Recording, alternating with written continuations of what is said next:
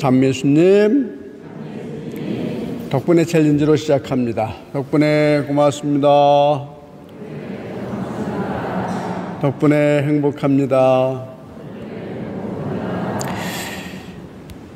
한국인들에게 순교 정신, 어떻게 이 땅에 교회가 들어오면서 한국 사람으로서 토양이 어떻게 받아들이고 신자 자신들의 순교 영성의 바탕을 이뤘는지 그것을 분석한 내용, 한국교회사연구소 정리한 내용들을 가지고 오늘 얘기합니다. 첫째, 충효사상, 절개, 의를 위한 죽음, 부세사상, 대개 네 가지가 한국인과 전맥된 순교 정신입니다. 첫째, 충효사상입니다. 유교에서 효에 의해서 그 사람의 됨을 평가하고 효도하지 않는 자, 불효를 가장 큰 죄로 간주하지요. 유교적 효의 근본 정신은 부모와 손족께 감사의 응답을 하는 보본과 보은에 있습니다. 그런데 천주교 신자들은 천주님을 만물의 창조주며 절대자로 받아들여 왕과 부모의 권위를 초월하는 분으로 이해하였습니다. 그래서 천주님은 천지 만물의 대군 대부로 호칭되었고, 군상의 명과 부모의 명을 어기더라도 천주님의 명은 어길 수 없다는 천주 신앙이 표출되게 됩니다. 천주는 모든 사람의 아버지이시고 모든 피조물의 주인이신데 어떻게 그분을 배반하라고 그러십니까? 이 세상에서도 누구든지 부모를 배반하는 사람은 용서를 받지 못할 것입니다. 그러니 우리 모든 사람의 아버지가 되시는 분을 더구나 배반해서는 안 됩니다. 순교자 권 데레사님의 증언입니다. 이렇듯이 대군 대부이신 하느님께 대한 충효를 실천하기 위해 순교까지도 사양하지 않았던 것입니다. 결국 한국의 순교자들은 충효 사상을 존중하던 문화 풍토 속에서 하느님께 대한 그들의 인식을 심화시켰고 그 신앙을 증거하고 또 실천하는 데에도 깊은 자극을 받았던 것입니다. 두 번째로는 절개입니다. 옳은 일을 위하여 뜻을 굽히지 아니하는 기계를 절개라고 하지요. 또는 지조라고도 합니다. 이 역시 당시의 유교적 사회 질서 속에서 가장 중요한 가치관의 하나로 받아들여졌습니다. 충성된 신하는 두 임금을 섬기지 않고 연료는 두 남편을 섬기지 않는다. 절개의 정신은 당시 널리 알려져 있었습니다. 중요한 도덕률의 하나로 인식되었던 것입니다. 뜻을 굽히거나 변경하지 않는 초지일관하는 것 자체가 의로서 인식되기도 하였던 것입니다. 우리의 순교자들은 어떻게 해서든 하느님께 대한 굳은 믿음, 절개를 지키려고 했으며 또 그와 반대되는 행위인 배교는 가장 큰 수치요 또 제약으로 인식했던 것입니다. 순교자의 증언입니다. 순경에 있을 때에는 왕을 섬기다가 역경에 처해서는 왕명을 어기는 자가 있다면 그는 비겁한 자일 것입니다. 관장님은 법대로 처리하십시오. 저는 제 신념을 따라 행동하겠습니다. 순교자 신태보님의 편지 내용입니다. 따라서 힘겨운 박해 속에서도 고문의 순간에도 죽음 앞에서도 결코 하느님께 대한 일편단심을 굽히지 않고 변호하며 절개를 지킬 수 있었던 것입니다. 세 번째로는 의를 위한 죽음입니다.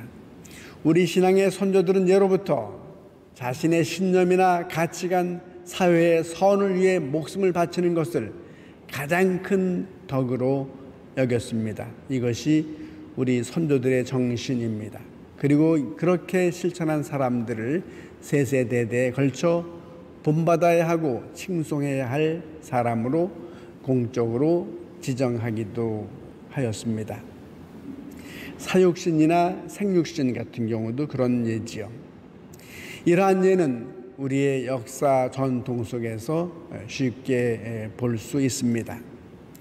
임금을 위해 목숨을 바친 충신들과 부모를 위해 자신의 생명을 바친 효자들, 또 여성의 정조를 중시하던 시대에 자신의 정조를 지키기 위해서 스스로 목숨을 끊었던 연려들에 대해 이르기까지 그 예는 이루 말할 수 없을 것입니다.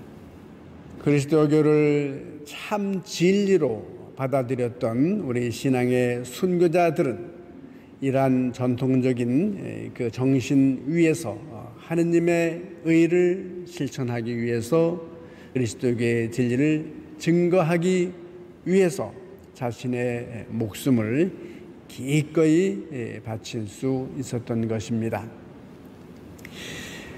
더욱이 우리 순교자들에게 있어서 하느님의 의를 위한 죽음, 곧 순교는 진리의 근원인 하느님으로부터 내세에 영원한 복락을 약속받는 것이기 때문에 더더욱 당연한 것으로 받아들일 수 있었던 것입니다.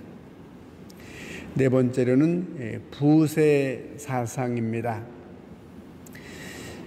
부세 사상은 세상을 헛된 것으로 보는 그런 것이지요. 외적인 요소와 내적인 요소로 나눌 수 있겠습니다. 먼저 외적인 요소로는 당시의 사회 경제적인 요인을 들 수 있겠습니다.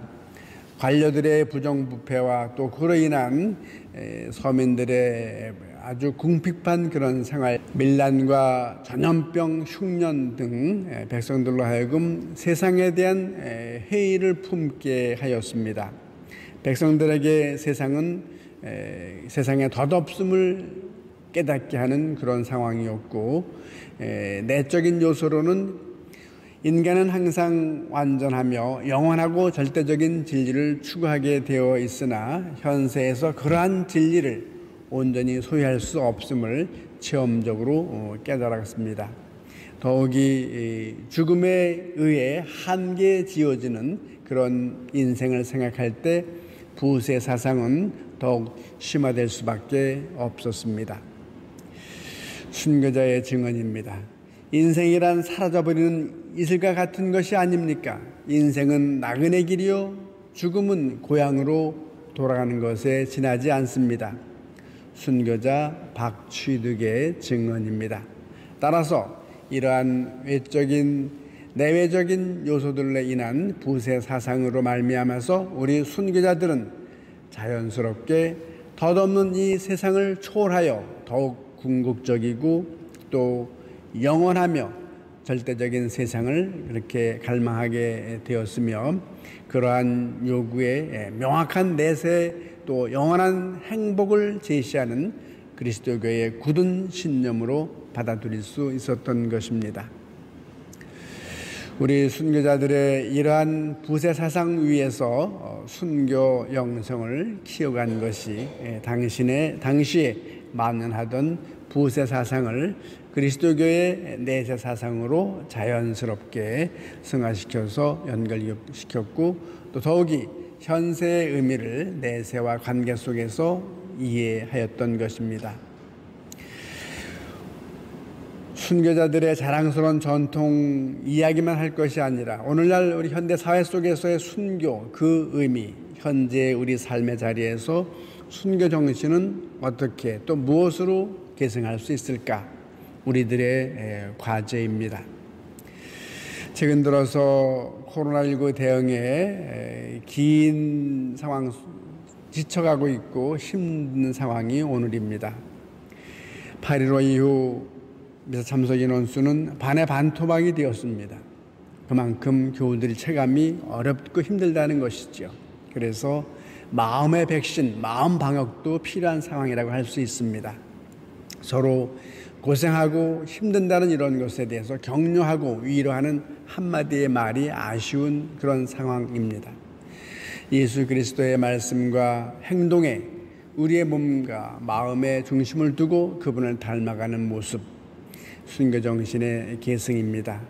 또한 내가 만나는 이웃들과 또 동료들과 또 크고 작은 관계 속에서의 서로 희생과 서로에 대한 헌신 또 사랑으로 그리스도를 증거하는 그런 모습이 오늘날의 순교입니다.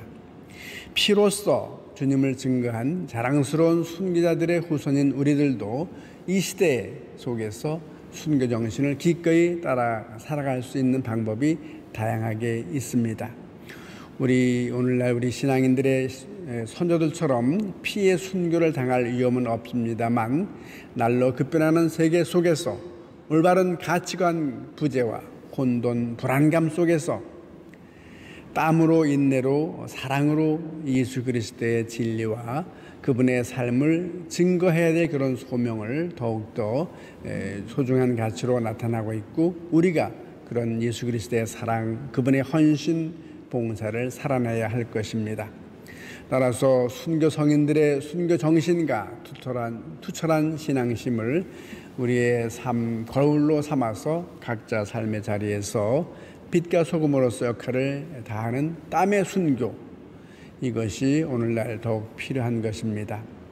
이것이 순교자 성호를 기념하는 우리 그리스도인들의 올바른 삶의 자세일 것입니다.